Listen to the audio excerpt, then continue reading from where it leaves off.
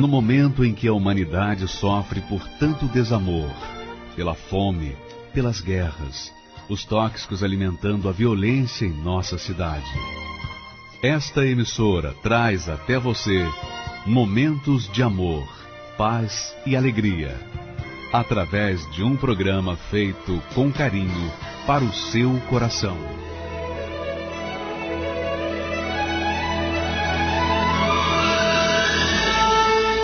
E agora, com você, diretamente do Templo de Salomão, a Palavra Amiga do Bispo Macedo.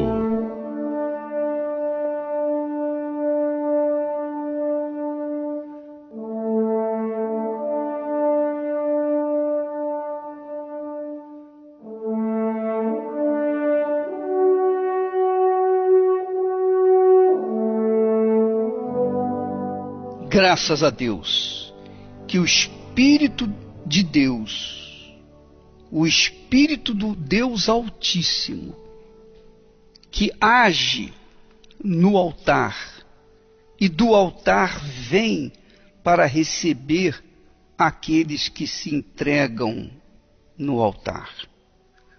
Seja com você, minha amiga e meu amigo ouvinte, você que tem crido no Evangelho, receba agora o Espírito do altar, o Espírito do Deus Altíssimo, em o nome do Deus Pai, em o nome do Deus Filho e em o nome do Deus Espírito Santo. E todos os que creem digam amém. E graças a Deus.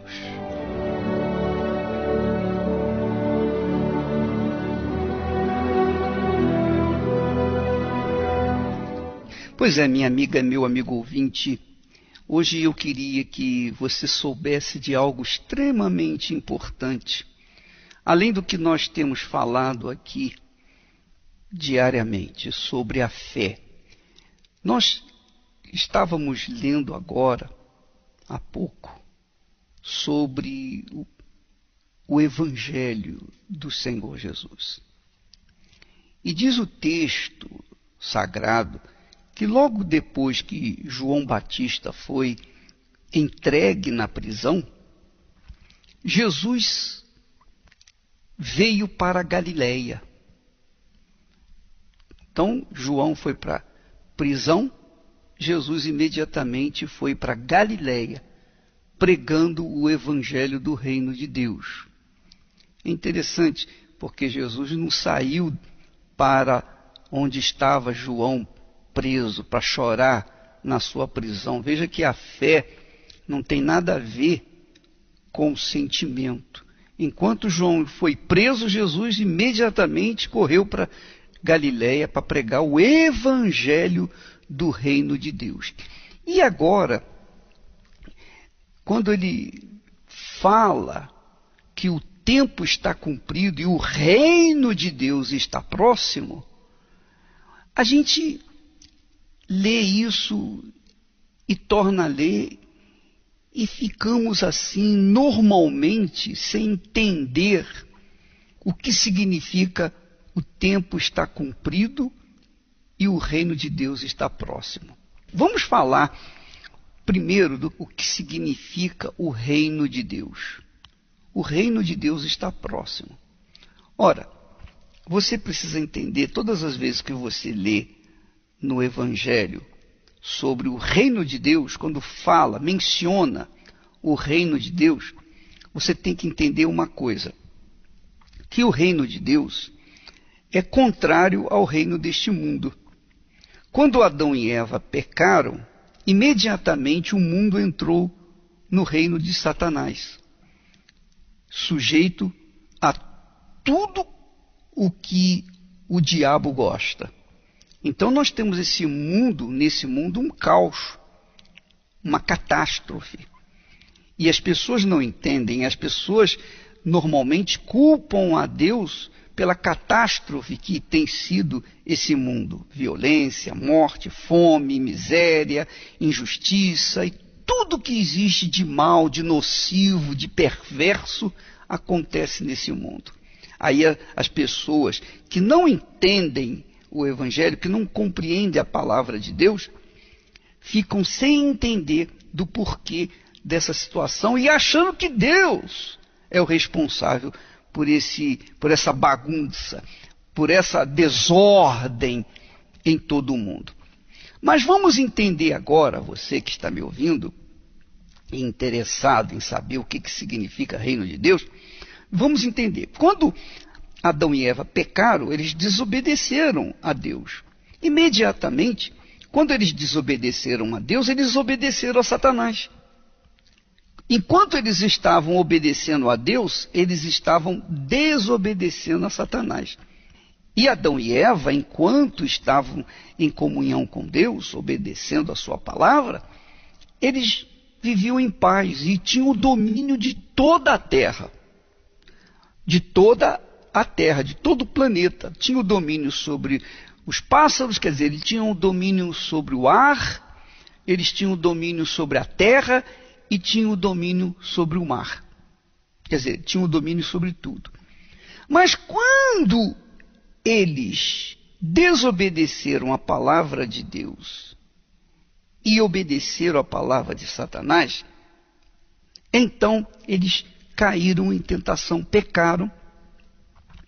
Eles simplesmente entregaram de bandeja, de graça, a autoridade, o domínio que eles tinham nas mãos de Satanás. Foi isso que aconteceu. Então, nasceu o reino de Satanás, o reino das trevas, o reino deste mundo, o reino do mal. A partir daí, a humanidade se desenvolveu, cresceu, multiplicou. Eram apenas 2 seres humanos. Hoje nós somos mais de 7 bilhões e meio de seres humanos. Agora, o pior não foi o crescimento da humanidade. O pior de tudo foi que essa humanidade cresceu na desobediência, na rebeldia. Cresceu e desenvolveu no reino do inferno, sujeito ao diabo, sujeito ao inferno. Quando Jesus chegou, então ele chegou dizendo: é chegado até vós o reino de Deus. Agora, não significa que o reino de Deus estava já dentro das pessoas que ouviram que era chegado o reino de Deus. As pessoas têm que pagar o preço para poder entrarem no reino de Deus. As pessoas não entram no reino de Deus assim de forma gratuita, de qualquer maneira, à vontade, não. O reino de Deus significa que há um rei, o Senhor Jesus Cristo, que faz transmitir as regras, a disciplina, a ordem do seu reino. O reino de Satanás é indisciplinado. As pessoas que vivem no reino do diabo são pessoas indisciplinadas, rebeldes, não gostam de obedecer em hipótese alguma a nada, gostam de ser livres, gostam de fazer o que bem entendem, não querem dar satisfações a ninguém. É assim que as crianças crescem. Elas crescem pensando assim: quando eu ficar na idade adulta, eu vou fazer o que eu quiser. Eu não vou dar mais satisfação ao papai nem à mamãe. Eu quero fazer o que bem entender na minha vida. É assim. Então esse mundo cresce nessa bagunça, nessa desordem. O reino de Deus é justamente o oposto. Se alguém quer entrar no reino de Deus, porque o reino de Deus é chegado. Jesus disse: é chegado o reino de Deus até vós. Agora, para a pessoa entrar no reino de Deus, aí ela tem que pagar o preço. Ela tem que pagar o preço, e veja que o preço não é tão barato. Porque Jesus disse que desde os dias de João Batista, o reino de Deus, o reino dos céus, sofre violência. E somente os violentos tomam posse dele, somente os que verdadeiramente sacrificam as suas vidas tomam posse dele. Por quê? É claro, é simples. Veja só, amiga e meu amigo ouvinte. Vamos usar a inteligência, vamos usar a fé inteligente. Olha só, o reino de Satanás, a gente sabe, o reino deste mundo é um reino de injustiça, um reino de pecado, um reino de desordem. O reino de Deus é o contrário. O reino de Deus é um reino de disciplina, é um reino de ordem, é um reino de obediência, é um reino de sujeição, de submissão, não só ao rei, que é Jesus, mas um reino de submissão uns aos outros.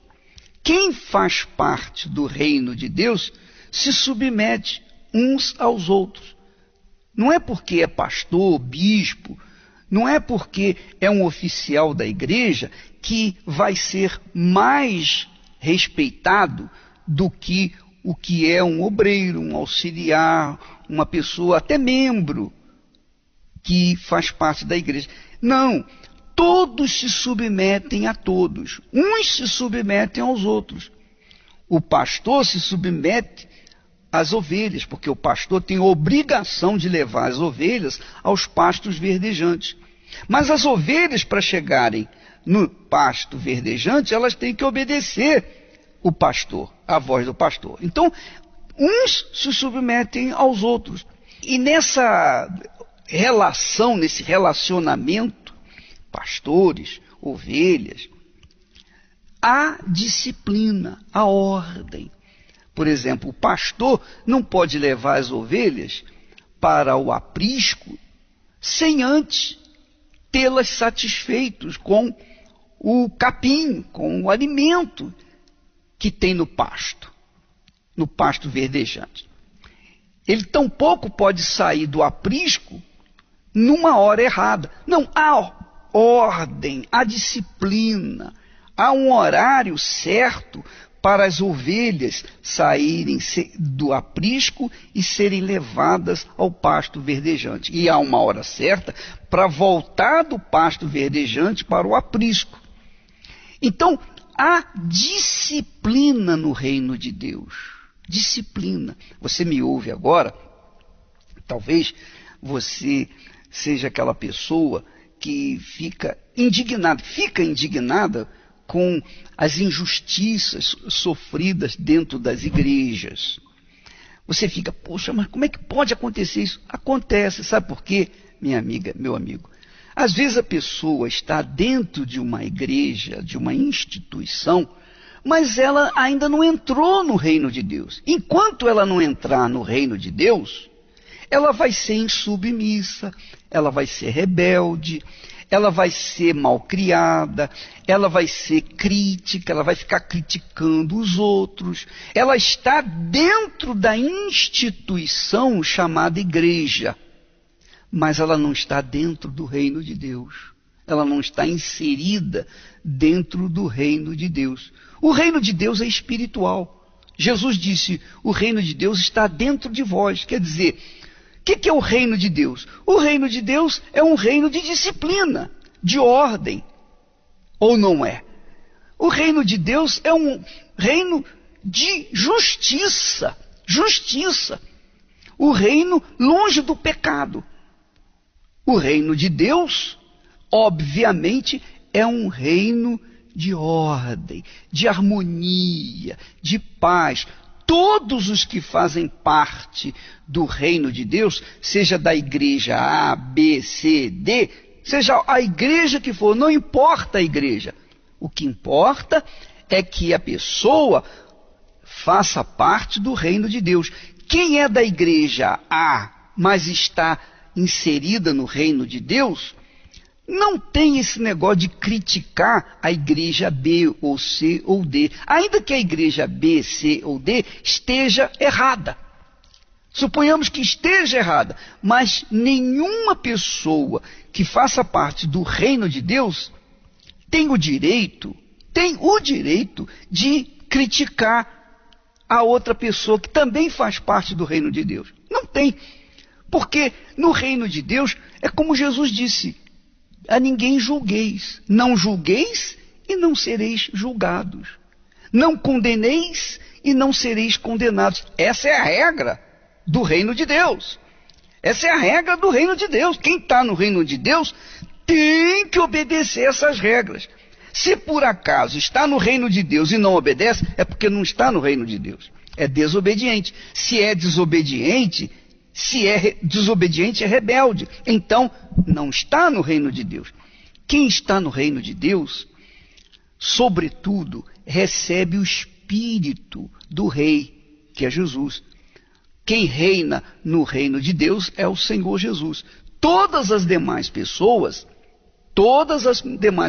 do reino, os súditos do reino, estão submissos ao Senhor Jesus, porém, vivem em harmonia entre si, submetendo-se uns aos outros em amor, não em rebeldia, não em discussões, não em críticas. Quem está no reino de Deus não trabalha pensando em si próprio, sempre está pensando no seu próximo. Quem está no reino de Deus, que tem o Espírito do Rei, que é Jesus, quem tem o Espírito do Rei, que é Jesus, então tem o mesmo objetivo que o Senhor Jesus tem.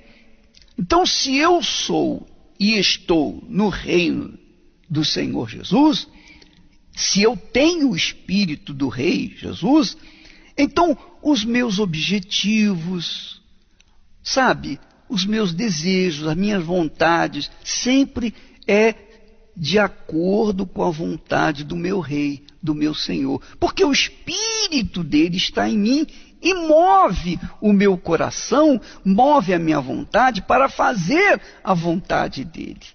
E isso é o reino de Deus. Quando a gente vive no reino de Deus, não importa a igreja, eu repito, não importa a denominação, quando a pessoa está vivendo no reino de Deus, ela faz parte do reino de justiça, do reino de harmonia, do reino de paz, do reino de submissão, do reino de disciplina. A pessoa que faz parte do reino de Deus, ela tem um comportamento distinto, diferente das pessoas que não vivem no reino de Deus. Eu estava conversando com os demais bispos e eu estava falando de um exemplo. Eu conheço uma pessoa, pelo menos uma pessoa, que ela é muito rebelde, mas rebelde demais. Porque ela é rebelde, ela não está no reino de Deus, então, do lado de fora, a vida dela também é toda bagunçada.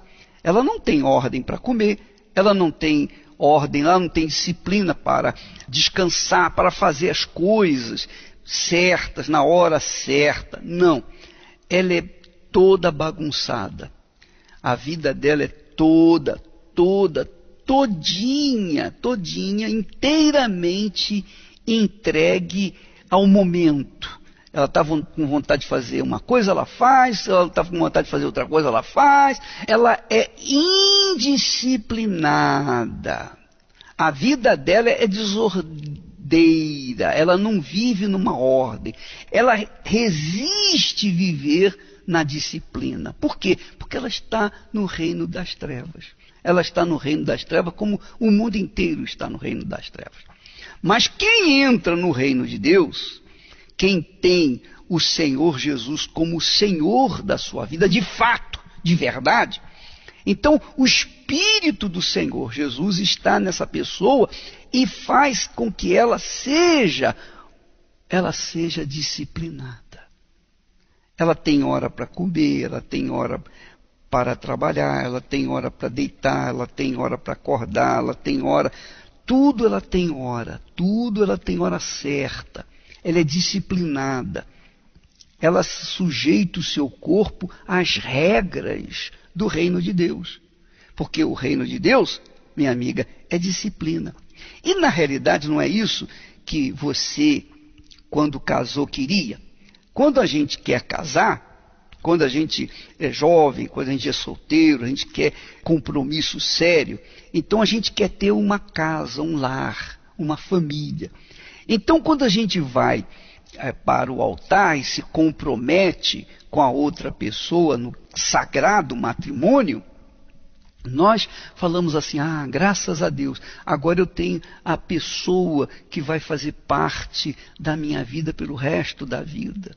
E eu lembro, eu falo de mim porque, apenas a título de exemplo mais simples, eu lembro quando eu me casei, logo nos primeiros dias de casado, puxa vida, depois da lua de mel, que eu voltei a trabalhar, então eu trabalhava e eu ficava olhando para o relógio para chegar o momento certo, a hora certa de sair e ir para casa e estar com a Esther. Eu ficava pensando o tempo todo, puxa vida, falta quanto tempo para me chegar em casa? Falta tantas horas. Eu trabalhava, mas o meu pensamento estava lá em casa. Eu queria chegar na minha casa, ter o meu convívio com a Esther, dividir o meu dia com ela vai dividir o dia dela comigo, e a gente ali curtir o nosso lar. O nosso lar era um pedacinho do reino de Deus. Então havia paz e há paz. Havia e há. São 46 anos de paz que nós vivemos nessa comunhão. E há disciplina. A hora certa para comer, a hora certa para dormir, a hora certa para trabalhar, a hora certa para todas as coisas. O reino de Deus é um reino de disciplina. Você que está me ouvindo aí, que a sua vida é toda bagunçada, você é uma pessoa desordeira, você quando chega em casa joga a camisa para um lado, joga a cueca para outro, joga a calça para outro lado, você é aquela pessoa bagunçada. A sua casa é uma bagunça, é verdadeiramente uma bagunça, tudo para o chão. Eu conheço pessoas que a vida, ou melhor, que o lar, não se pode chamar de lar, mas de um chiqueiro, porque é uma bagunça desgraçada. E a gente fica até com medo de entrar num ambiente assim, porque é tanta desordem que a gente já se assusta, porque a gente não está acostumado com isso. Não está acostumado com isso. Então, a gente tem uma vida, quando a gente está no reino de Deus, o espírito que está dentro de nós é o espírito de disciplina, de ordem, de regras, de submissão, de consideração, de respeito, de temor para com Deus. Por exemplo, eu vejo às vezes a pessoa chegando atrasada. Eu sei que às vezes a pessoa chega atrasada na igreja por conta do trânsito, aconteceu um problema, um acidente, aconteceu. Então, ela chegou atrasada. Isso acontece muito raramente. Acontece. Porém, há outras pessoas que são sistematicamente desordeiras, indisciplinadas. Chegam tarde na igreja e chegam conversando, e chegam falando, não tem respeito, nem temor para com a casa de Deus, a casa que santifica o ouro, a casa que santifica, que é santificada pelo altar que ali está. Não, essas pessoas que vão na igreja, mas conversam, é uma bagunça. O pastor está pregando e a pessoa está falando no telefone. Pelo amor de Deus, isso é reino de Deus? Não, isso é reino de Satanás. Esse é o reino de Satanás dentro da igreja. E o pastor não fala nada, o pastor não chama atenção, o pastor não é rígido na disciplina dentro da igreja. Sabe por quê? Porque ele também não vive no reino de Deus. Então ele aceita aquilo como uma coisa normal e deixa a coisa fluir, deixa a bagunça fluir naturalmente. Bom, nesse não é o espírito na Igreja Universal do Reino de Deus. Esse não é o espírito. As pessoas que vêm aqui no templo tem que seguir uma regra, uma disciplina. Antes de entrar no templo, a pessoa passa por uma revista para ver se tem celular, se tem câmera fotográfica, se tem gravador, enfim, essas coisas.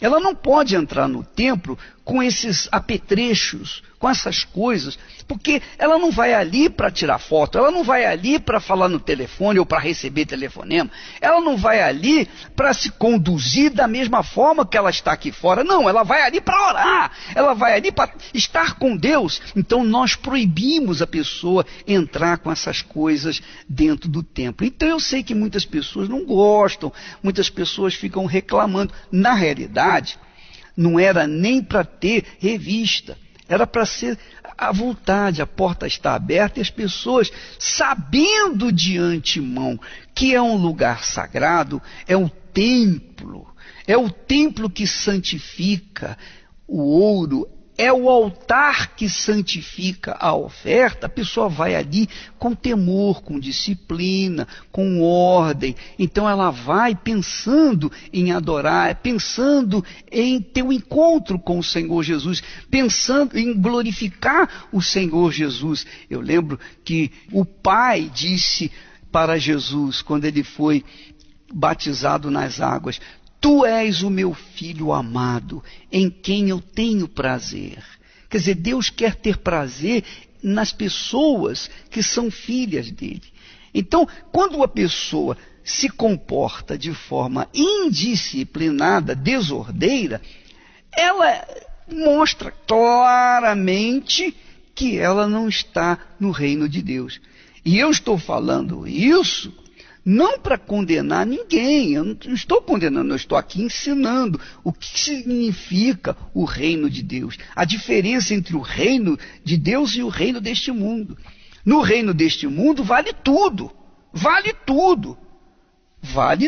ninguém é de ninguém, é desordem para todos os lados, mas o reino de Deus não, o reino de Deus é disciplina, o reino de Deus é ordem, o reino de Deus é respeito, é temor para com a casa de Deus, para com o santuário, é atenção para com ouvir a palavra de Deus. O reino de Deus é disciplina, o reino de Deus é respeito, sobretudo o reino de Deus é temor. Então as pessoas que vivem no reino de Deus, quer estejam em casa, quer estejam na igreja, quer estejam no trabalho, na escola, na rua, onde quer que ela vá, ela tem um comportamento exemplar. Ela agrada a Deus. Deus se compraz na vida dela, porque ela é uma pessoa diferente das pessoas que não estão no reino de Deus. Entendeu, minha amiga e meu amigo ouvindo? Você está me entendendo? Então, avalie a sua vida, verifique a sua vida. Às vezes a sua vida não é bagunçada só no lado sentimental, não. Você está com um, outro, está com o outro amanhã, você casou, descasou e casou novamente. E casou, e descasou novamente, e casou outra vez, e cada casamento você teve um filho. Olha só o que você está fazendo. Você está bagunçando a sua própria vida e semeando uma semente maligna, que é ter filhos a 3x2 de um casamento, depois de outro, depois de outro. Você sabe o que vai acontecer quando esses filhos, essas crianças crescerem? Elas vão ser tão desordeiras, elas vão ser tão desobedientes, elas vão ser tão indisciplinadas quanto foi a mãe ou o pai delas, ou os dois. Por quê? Porque eles não viram, não têm visto aquela disciplina, então eles vão seguir a indisciplina. Então, minha amiga e meu amigo ouvinte, não adianta a pessoa ter uma fé em Deus e viver na indisciplina. Não adianta a pessoa ter uma fé em Jesus. Eu creio em Jesus. Você crê em Jesus? Sim. Então mostre que você crê nele. Eu não posso mostrar porque sabe como é que é, né? Eu tenho um amante, eu vivo uma vida de mentira, eu engano, eu faço isso, eu faço aquilo. Quer dizer, eu vivo no reino de Satanás, mas eu creio em Jesus. Como pode? Como pode uma pessoa que vive no reino de Satanás, no reino do mundo, desse mundo, pertencer ao reino de Deus ao mesmo tempo? Como pode? Não tem condição. É a mesma coisa que a pessoa que confessa Jesus como seu Senhor e Salvador e anda com mentira nos lábios. Como é que pode uma pessoa crer na verdade e andar com mentira? Como é que pode uma pessoa crer no Filho de Deus Altíssimo e também usar as armas, as ferramentas do reino das trevas, que é a indisciplina, a injustiça, o pecado, que é viver uma vida de bigamia, quer dizer, 2 homens, 2 mulheres, ou sei lá, uma bagunça danada que tem por aí. O que adianta? Não adianta nada. Então você que não está no reino de Deus, você que está vivendo no reino da mentira, você pode crer em Jesus, que Jesus não vai fazer nada por você, enquanto você não se converter. Enquanto você não se converter. A Bíblia fala que João Batista, que foi o precursor de Jesus, ele estava no deserto. E nós, que vivemos no reino de Deus, estamos no deserto desse mundo. Estamos no deserto desse mundo pregando o Evangelho. E quem crê e for batizado e viver a sua fé de acordo com a disciplina do reino de Deus, será salvo. Quem não viver na disciplina do reino de Deus não pode ficar no reino de Deus, porque como pode uma pessoa ter o espírito do rei, que é Jesus, e viver na indisciplina? Não existe isso. Mas isso não tem como, é impossível. Então João Batista pregava o reino de Deus, pregava essa disciplina. E aquelas pessoas que estavam vivendo no pecado, na indisciplina, na desordem, aquelas pessoas que tinham sede de justiça, que tinham sede de viver uma vida integrada ao reino de Deus, elas vinham até João Batista para serem batizadas. E elas, confessando os seus pecados e se convertendo e se arrependendo dos seus pecados, elas eram salvas. Mas também vinham aqueles que eram fariseus, enganadores, mentirosos, que viviam e serviam ao diabo também para ser batizados. Eles também vinham. Só que João Batista os denunciava na hora. Raça de víboras, quem vos induziu a fugir da ira vindoura? Porque a ira vindoura está se aproximando. E quem estiver no reino de Deus estará salvo. Quem não estiver no reino de Deus estará confinado ao inferno. Minha amiga, meu amigo ouvinte, o reino de Deus é disciplina. Pastor, o reino de Deus é disciplina para você, para sua esposa, para os seus filhos. O reino de Deus, para quem quer viver, entrar e viver no reino de Deus, tem que se disciplinar, tem que viver na ordem, tem que viver na justiça, para que então possa conquistar o reino dos céus. A gente começa entrando no reino de Deus para então chegar no reino dos céus. O reino de Deus é o reino do Senhor Jesus, é o reino do Rei Jesus.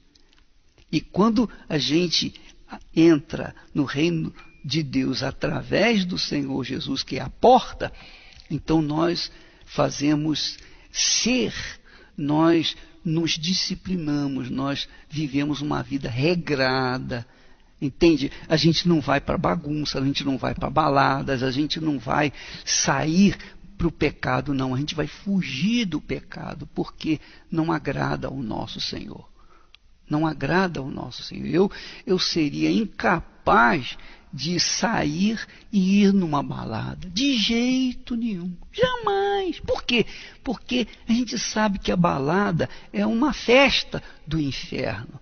E lá na balada, às vezes a pessoa mata, às vezes a pessoa morre, às vezes a pessoa usa drogas, as pessoas... Enfim, você sabe como é que é. Então, não é um ambiente daqueles que vivem na integridade, que vivem na disciplina do reino de Deus. Quem está vivendo no reino de Deus, vive na disciplina da fé justa, a fé que evita o pecado, a fé que foge do pecado, a fé que agrada a Deus. Amanhã estaremos falando mais a esse respeito, porque eu julgo que é muito importante que as pessoas saibam discernir e saibam fazer a diferença entre quem é quem está e quem não está no reino de Deus. Quem está no reino de Deus não vive criticando, não vive julgando pedra, não vive difamando, não vive fazendo coisas erradas. Quem vive no reino de Deus pensa nas coisas de Deus. Quem vive no reino de Deus pensa no que é certo, no que é justo, no que é correto, anda com a verdade. Quem vive no reino de Deus não tem amante. Quem vive no reino de Deus não tem a sua família toda desordenada ou desordeira. Não. Quem vive no reino de Deus, faz a sua família, constrói a sua família dentro dos princípios éticos do reino de Deus. Aí você diz assim, meu bispo, mas eu me converti, eu estou no reino de Deus, mas a minha família não aceita Jesus. É verdade. E Deus até permite essa situação para você ser provado e aprovado. Porque o reino de Deus, minha amiga, meu amigo, não é para qualquer um, não. Tem que ser forte, tem que ser valente para se tomar posse dele. Não basta conhecer suas promessas, profecias. Também não basta crer que Jesus Cristo é o Messias. Tem que rasgar as aparências, se despir do velho eu e deixar as coisas velhas no altar de Deus. Tem que se nascer da água para lavar o que é passado. Tem que se nascer do Espírito, ele muda o velho estado. É ficar feito criança que não dá um passo a mais, sem saber se está guardada pelo olhar do Pai. Nascer de novo é deixar de ser senhor de si, apenas ser servo diante de Deus. Nascer de novo é deixar o velho eu diante do altar e receber um novo coração.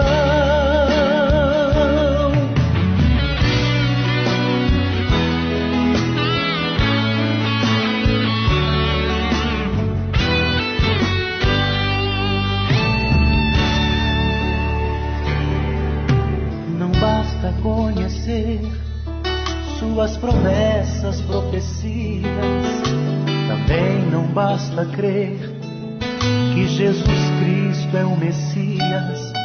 Tem que rasgar as aparências, se despir do velho eu e deixar as coisas velhas no altar de Deus.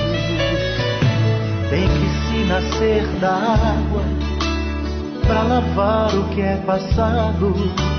Tem que se nascer do Espírito, ele muda o velho estado. É ficar feito criança que não dá um passo a mais, sem saber se está guardada pelo olhar do Pai.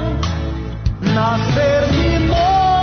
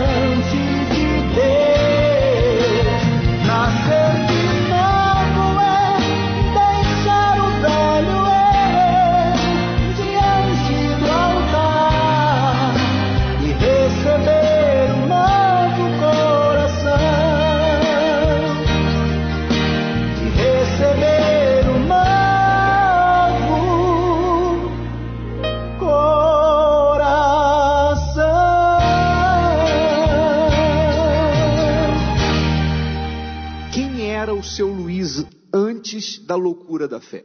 O seu Luiz antes era uma pessoa viciada. Eu bebia muita pinga, mas pinga mesmo. Bebia 1 litro de pinga que não chegava a fazer efeito. E eu tinha uma dívida com a agiota. E nessa noite que eu vi um testemunho pela televisão, o agiota foi na minha casa para tirar as coisas que tinha, que eu morava num barraco, uma situação precária, uma vida de miséria, de derrota. O seu Luiz era aquela pessoa que, se alguém tivesse que apostar no futuro dele, ninguém apostaria? De maneira alguma, não tinha como, até porque nem estudo eu tenho. Mas aí... Estudou até que série? Até a 4ª série só, bispo. Quer dizer, sem estudo, estudou só até a 4ª série e era o seu Luiz da cachaça. O seu Luiz da cachaça. Até sabia trabalhar, mas tudo que eu ganhava era pro mal, era o devorador. Aos olhos das pessoas era o Zé Ninguém. Um Zé Ninguém. Fui desprezado por muita gente. E aí, naquela noite... Eu briguei com o bispo que estava entrevistando aquele mendigo pela televisão, que foi a única coisa que restou, acho que foi a televisão, uma cama, que eu lembro como se fosse hoje, calçada com um pedaço de bloco, e assim, a minha mulher falou, eu vou seguir a minha vida, vou separar de você hoje. E eu falei assim, tudo bem, porque não tem mais jeito, eu mesmo, mas aí assim eu falei, meu Deus, me dá uma luz, eu lembro disso, falei, meu Deus, me dá uma luz. E aí eu liguei a televisão, aí eu via vocês como o pessoal aí fora vê, né, bispo, como ladrão, bandido. E aí eu peguei e me despertei. Quando eu vi a simulação daquele mendigo, a vida mudada, aí no dia de manhã eu falei para minha esposa assim, eu falei, Claudenice, me dá uma chance, nossa vida vai mudar. Aí ela correu para minha cara e começou a rir, falou, várias vezes você pediu chance, falou, mas vamos, e nós veio.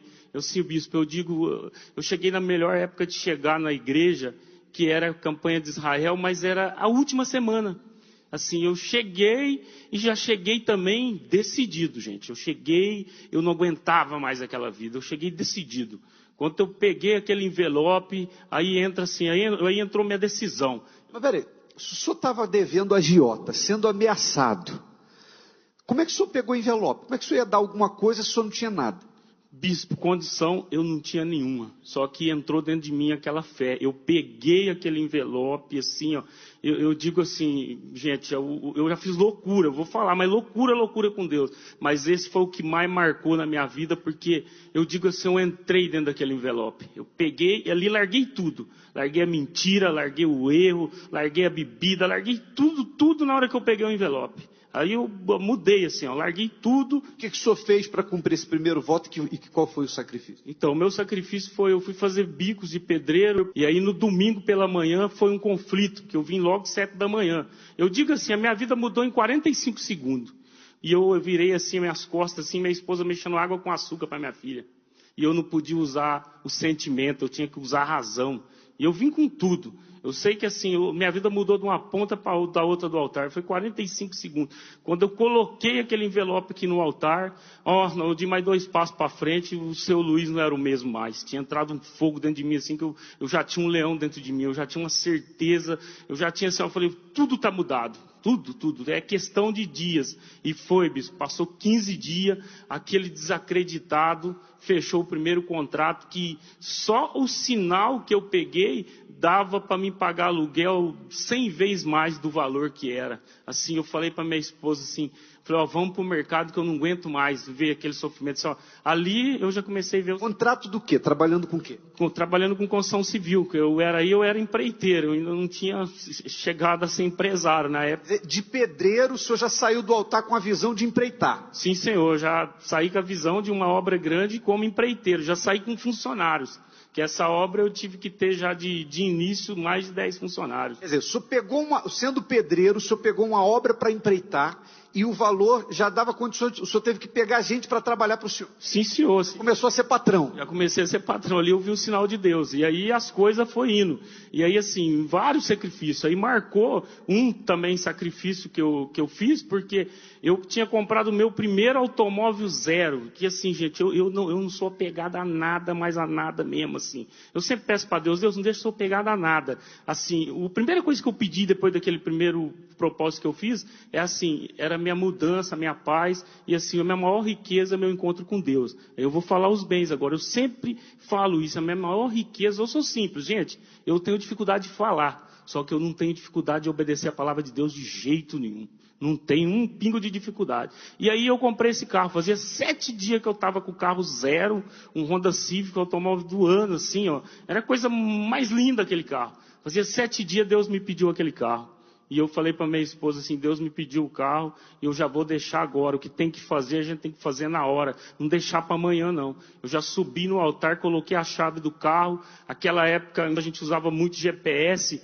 E eu tirei o GPS do carro, bispo. Falei assim, meu propósito era ir embora a pé, pedir para o pastor levar a minha esposa e a minha filha mais velha. E comecei a subir a subida assim da catedral lá. Fui andando, na hora que eu andei 2 quarteirão, o Espírito Santo falou comigo, seu Luiz, tudo é tudo, volta lá e põe o GPS no altar.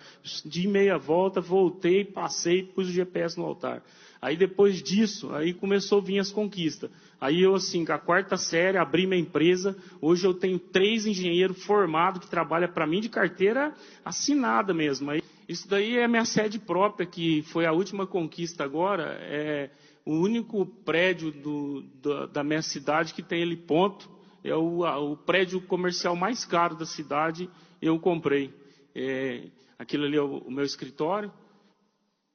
São as imagens de dentro do escritório. Aí a casa, a glória de Deus recente. É bem diferente da primeira.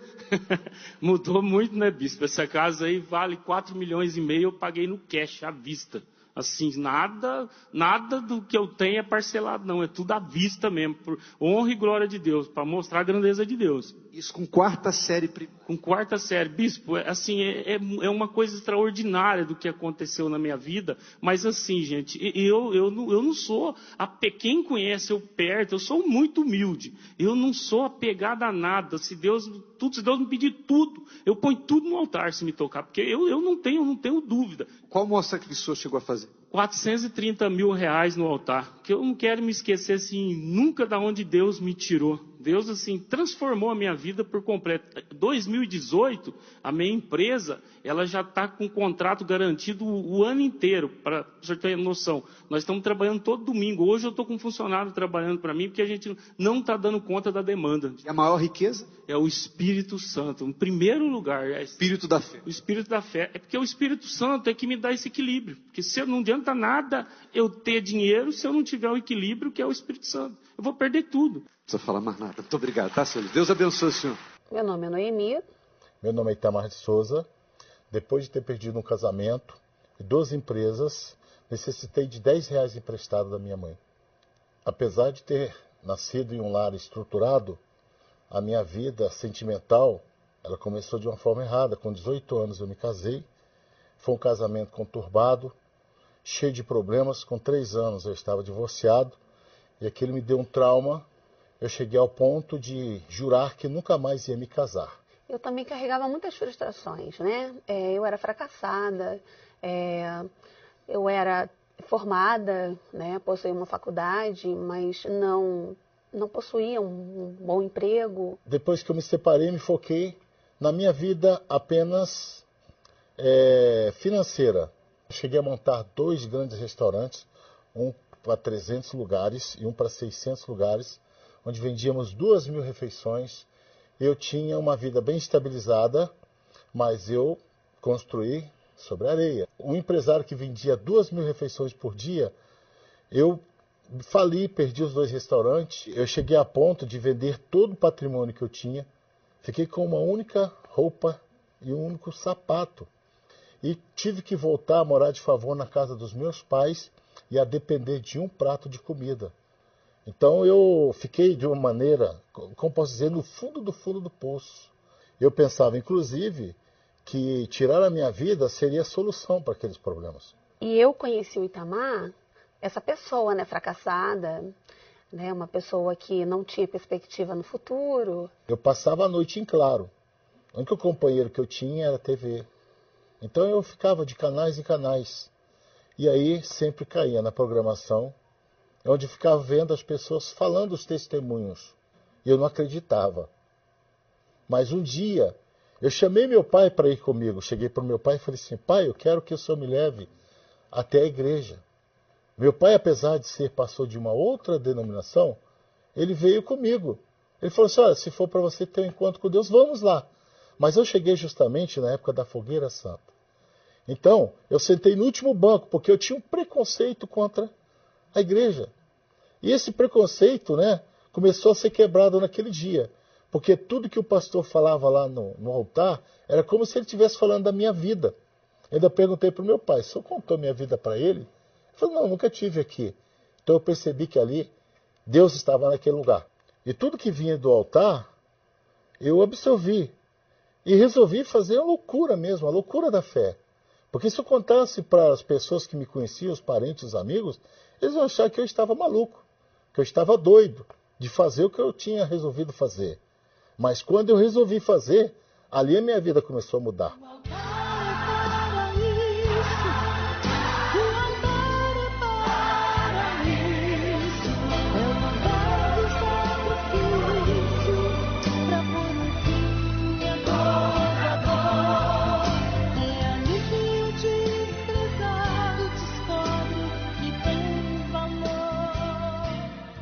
Eu recebi o espírito da fé. Aquilo me mudou. Mudou a minha concepção. Tanto que eu saí dali já com uma nova mentalidade. Fui até uma empresa que era fornecedora dos restaurantes que eu tinha e pedi um emprego de vendedor. Naquela empresa, eles inclusive zombaram de mim, porque eu comprava caminhões fechados de alimentos. Mesmo na pior área daquela empresa, no primeiro mês eu fui campeão de vendas lá. E eu que tinha feito um juramento anteriormente, antes da loucura da fé, né? De não me casar mais. E nos casamos, constituímos uma família. E o interessante é que depois que nos casamos, recebemos um veredicto dos médicos que nós não podíamos ter filhos. Nós tentamos todas as maneiras de ter filhos. Aí, novamente, entra a loucura da fé. Ela se lançou. E na próxima Fogueira Santa ela estava dando testemunho de que ela estava grávida da nossa primeira filha, a Alana, que hoje está com 9 anos. E depois de 1 ano e pouco, nasceu quadrigêmeos. A minha vida financeira também mudou, e mudou por completo. Paguei toda a dívida que eu tinha. Aí iniciei uma empresa, que é uma empresa imobiliária. E ali me deu condições de nós termos um novo padrão de vida, pelo nascimento dos nossos filhos. Nós constituímos a nossa segunda empresa, que foi um colégio, para que elas pudessem estudar. Eu que conheci, né, um Itamar fracassado, né, um Itamar que não tinha nem mais uma vontade de viver. Hoje, o Itamar é uma outra pessoa, é um homem de Deus, primeiramente, e depois é um homem, né, guerreiro, batalhador, e juntos, né, construímos um patrimônio fantástico, né, que eu posso proporcionar às minhas filhas, né, o que elas querem, né, o que elas me pedem a gente consegue dar, né, a gente pode comer o que a gente quer, a gente viaja para onde a gente quer, a gente mora onde a gente quer. Cada detalhe daquela casa foi constituído da maneira que nós escolhemos, com praia privativa, tudo lá é do bom e do melhor, tanto que essa casa hoje ela vale mais de 3,5 milhões de reais. E eu que cheguei a necessitar de R$10 da minha mãe, que passava fome, hoje eu proporciono empregos no Brasil inteiro, não só onde eu moro, em todas as partes do país nós proporcionamos emprego, e tudo isso através do espírito da fé, da loucura da fé. A minha vida hoje é outra. Porventura o cálice de bênção que abençoamos não é a comunhão do sangue de Cristo? O pão que partimos não é porventura a comunhão do corpo de Cristo? A Santa Ceia é a mais importante celebração cristã. Ela possibilita que os que verdadeiramente creem tenham a comunhão com o Senhor Jesus por meio dos elementos sagrados. Isto é, comer do pão e beber do cálice nos coloca em unidade e em concordância com o Salvador. Através da Santa Ceia, os caídos se levantam, os fracos são fortalecidos, os desviados são restaurados e a vida de Deus é derramada. Portanto, se você anseia a vida que vem de Deus, neste domingo, vamos celebrar a Santa Ceia do Senhor no Templo de Salomão, ou em uma universal. Graças a Deus. Então, minha amiga, meu amigo ouvinte, está aí o dado recado. Quem crê vai, quem não crê fica. Quem crê vem na Igreja Universal do Reino de Deus, quem não crê fica.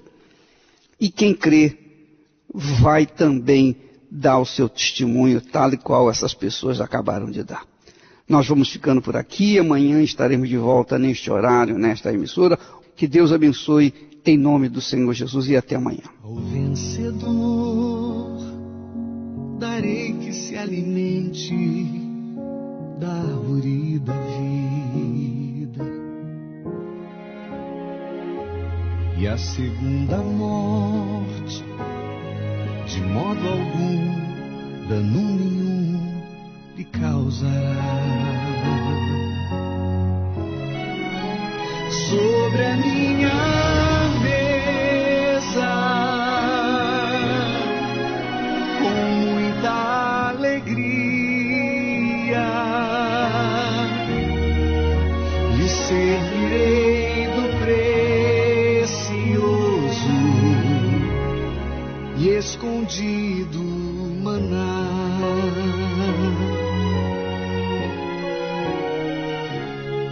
Ao que guardar minhas palavras, minhas obras até o fim, não me traindo nem se afastando de mim, sobre as nações com força e glória as regerá. Ao vencedor com vestes brancas do linho mais fino vestirei, e do seu nome jamais me esquecerei. Diante do Pai, dos anjos o confessarei. Ao vencedor farei coluna no santuário do meu Deus, e escreverei seu nome bem juntinho ao meu. Terá seu lar na Nova Jerusalém, e há de sentar no trono comigo e o Pai, como eu sentei porque venci. Quem tem ouvidos ouça o que o Espírito diz, e há de sentar no trono comigo e Pai, como eu sentei porque venci. Quem tem ouvidos ouça o que o Espírito diz.